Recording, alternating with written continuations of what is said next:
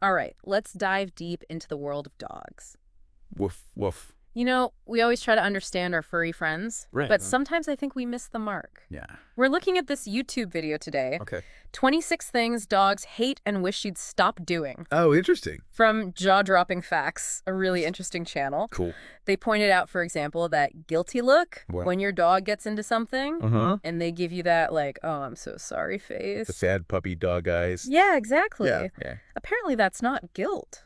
Not really. What is it then? Studies actually show that dogs Mm-hmm. don't experience guilt the way humans do. Oh, interesting. They're reacting to our anger, our disappointment. So they're reading us Exactly. instead of actually feeling sorry for what they did. They pick up on those cues, like Wow. changes in our voice, our body language, Fascinating. so that, droopy ears, tail between the legs. Yeah, the whole bit. That's them trying to appease us, Oh, de-escalate the situation. so it's not, I feel bad. Not really. It's, please don't be mad at me. Exactly. Wow, that's a game changer. Yeah. So, they're so sensitive to us, but I think we often forget Right. how sensitive they are. Absolutely. Their senses are way stronger than ours. Yeah, it's like everything's turned up to 11. Totally. And this video dives into that, right? It does, yeah. The sensory overload thing. Like take their sense of smell, for instance. Okay, yeah. Something that might seem like a mild scent to us. Yeah. Like, I don't know, perfume Yeah, perfume. or air freshener Mhm. can be super intense for them. Oh, wow. Even irritating to Goodness. their sensitive noses.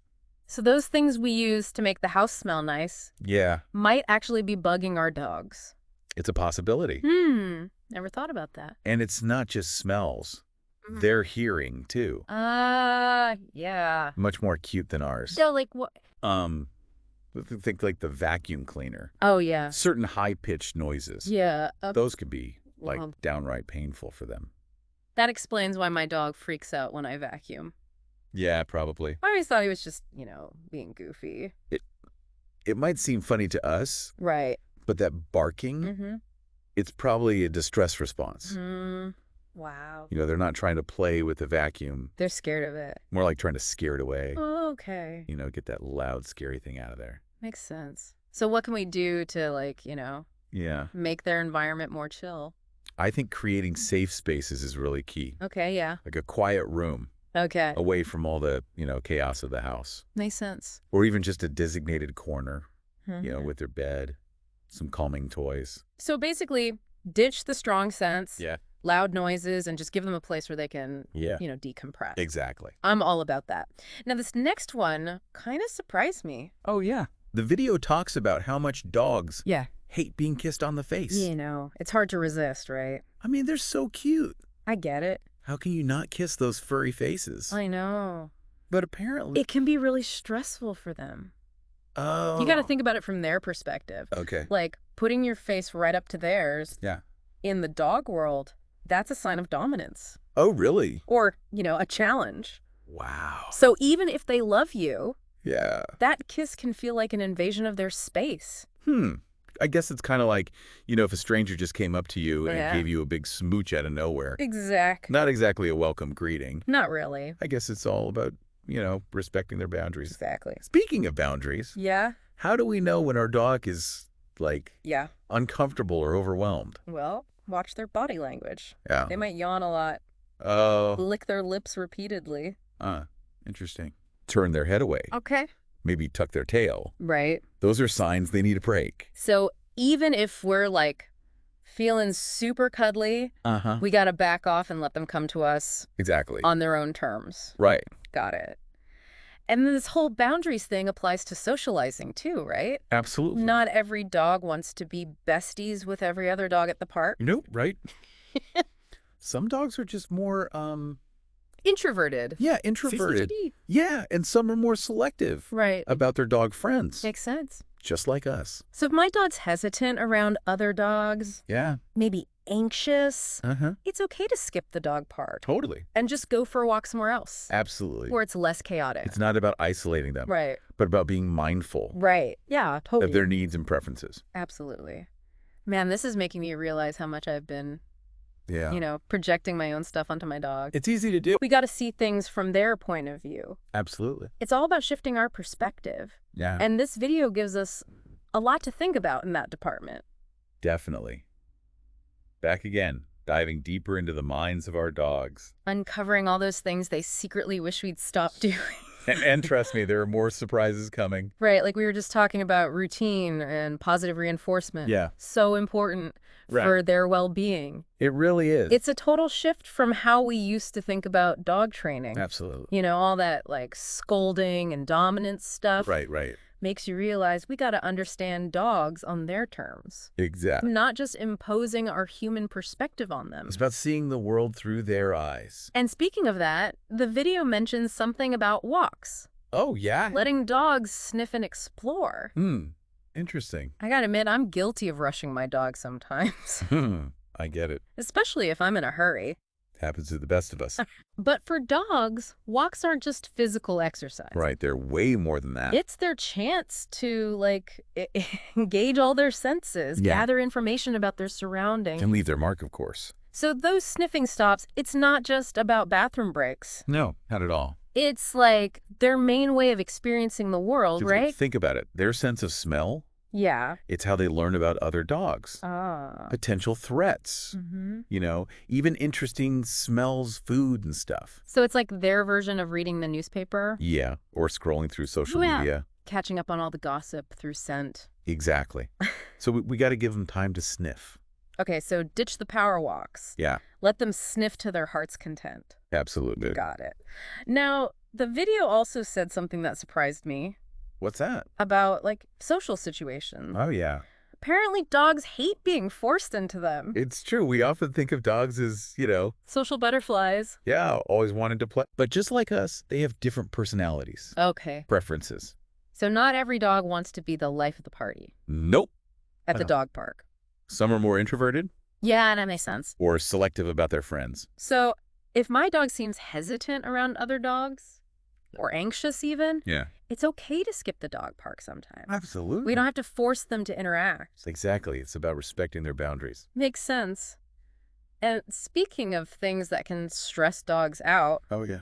the video talks about yelling Oh, yeah. or scolding them without them understanding why. That's a big one. Right, because they don't process language the same way we do. They might learn certain words. Right, like commands. Yeah, but they don't understand the nuances. So yelling at them is just a bunch of noise. Pretty much. Might make us feel better. Yeah, we vent our frustration. But it's not actually communicating anything to them. It can even make them more anxious. So what's the alternative then? Well, positive reinforcement comes in handy here. Okay, so catch them being good. Exactly. Yeah. Like if your dog's jumping on people, Yeah. instead of yelling no, Right. ignore the jumping, praise them when they sit calmly. Ah. So focus on the good stuff. Exactly. It's so much more effective. Makes sense. Now, there's something else I wanted to ask about. Yeah. The video mentions secondhand smoke Oh, right. and how harmful it is to dogs. It's one of those things we don't always think about. Yeah, I mean, smoking's bad for everyone, Well, but it's- I didn't realize how much it could impact my dog. Well, their respiratory systems are even more sensitive. Really? Secondhand smoke can irritate their lungs, trigger allergies, Wow, even increase the risk of some cancers. that's scary. I definitely don't want to be putting my dog at risk. So if you're a smoker, be mindful of where you light up. Yeah, minimize their exposure. Exactly. And even if you don't smoke directly around them, Right. remember smoke can linger on clothes, furniture. That's a good point. I hadn't thought of that. It's all about creating a healthy environment for them. Speaking of which, the video also talks about past trauma. Yeah, a lot of dogs come from shelters Right. or have experienced difficult situations. Like abuse or neglect. Exactly. And that can leave lasting emotional scars. I adopted my dog from a shelter, and he was so scared at first. It's not uncommon at all. Loud noises, strangers. It took him a while to adjust. It takes time, patience. So how can we help dogs overcome those fears? Well, first we got to recognize that their behavior, Yeah. it's rooted in fear, not disobedience. Okay. So instead of punishing them, Right. we approach them with understanding, compassion. Like helping a friend who's been through something tough? Exactly. Create a safe, supportive environment. How do we actually do that? Well, one thing is avoiding triggers. Okay. Like if your dog's afraid of loud noises, Right. maybe skip the fireworks displays. Makes sense. And also, working with a professional can be huge. So a vet or a behaviorist. Exactly. They can help you create a plan. Address your dog's specific fears. So professional help is key. It can make a world of difference. Wow, this is all incredibly helpful. Glad to hear it.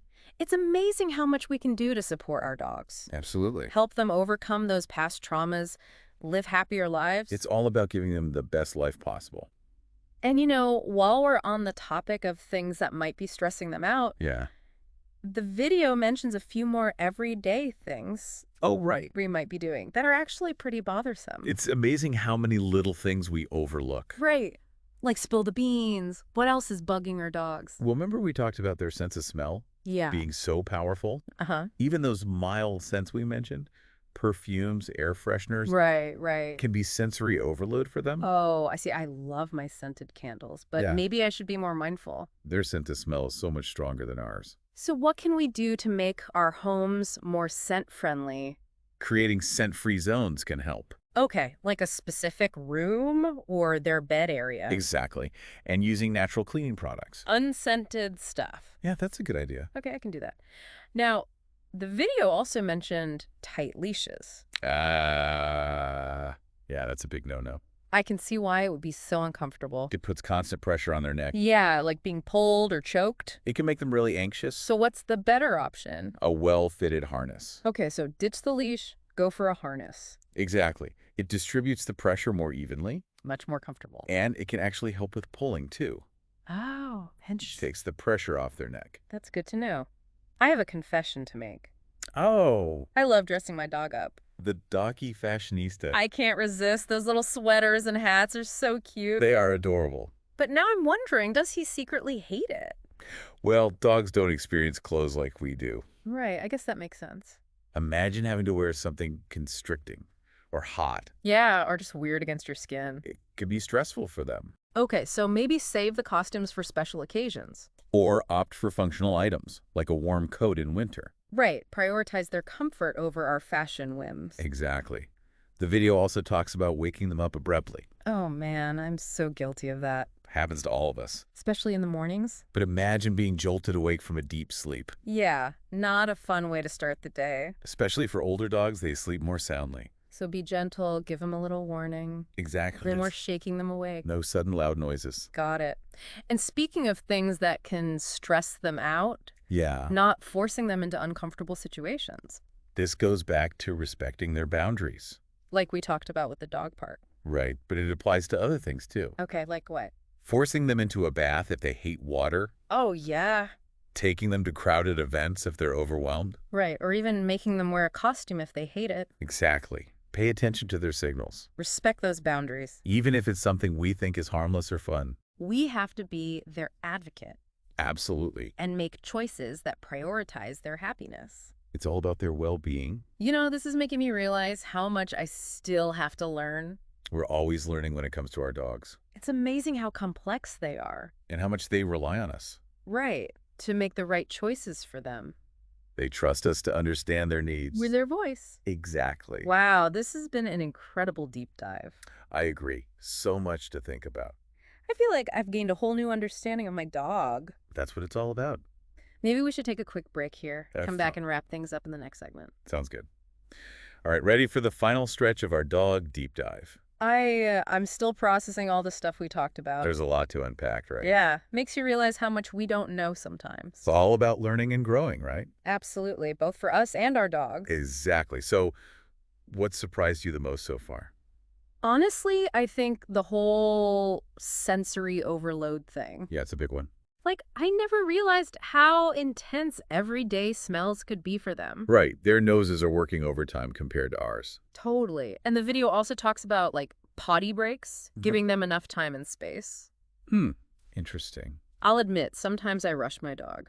Yeah, I get it, especially if the weather's bad. Or if I'm in a hurry, But we got to remember, it's not just about them going to the bathroom. It's more than that. For them, it's a chance to really explore, use their senses. So those sniffing stops, they're important. They're crucial. It's how they learn about their surroundings. It's like their version of reading the news, right? Exactly. Catching up on all the local gossip through scent. So we shouldn't rush them through that. Give them time to sniff and explore, even if it takes a while. Okay, no more rushing potty breaks. Got it. And speaking of walks, the video also mentions weather conditions. Oh, right, like avoiding hot pavement in the summer? Yeah, their paw pads are so sensitive. I've seen dogs like lifting their paws, trying to walk on the grass. It's a clear sign they're hurting. So stick to shaded paths or walk them when it's cooler. And in the winter, be careful of ice and snow. Then we get some doggy booties. Exactly. Protect those paws. Makes sense. Now, something else the video talks about. Yeah. Tethering or tying dogs up for long periods. Yeah, that's definitely a no-no. It would be so frustrating, right? To be restrained, unable to move freely. They can't explore, they can't sniff around. It limits their natural behaviors. So if we have to restrain them, keep it short. And make sure they have a comfortable space to wait. Okay, that makes sense. Now, for our final takeaway from this deep dive. Okay, I'm all ears. It's about advocating for our dogs Advocating. in every situation. What do you mean by that? Recognizing that they depend on us to make good choices for them. So being their voice? Exactly. Choosing a harness over a tight leash. Right. Gentle training methods. Respecting their boundaries. We have to put their needs first. Absolutely. It's our responsibility. This has been such an eye-opening deep dive. I agree. It's changed my perspective. I feel like I'm seeing my dog in a whole new light. That's amazing to hear. And it's all about those small changes we can make. Yeah, it can make a huge difference in their lives. By being more mindful, we can strengthen our bond with them. Create a more harmonious relationship. Absolutely. It's all about mutual understanding and respect. So to our listeners out there, take a moment to observe your dog. What do they try to tell you? What are their preferences, their dislikes? This deep dive has given you the tools to decode their language. Build a deeper connection with your furry friend. Until next time, happy tail wags to you and your pups. And may all your walks be filled with sniffing adventures.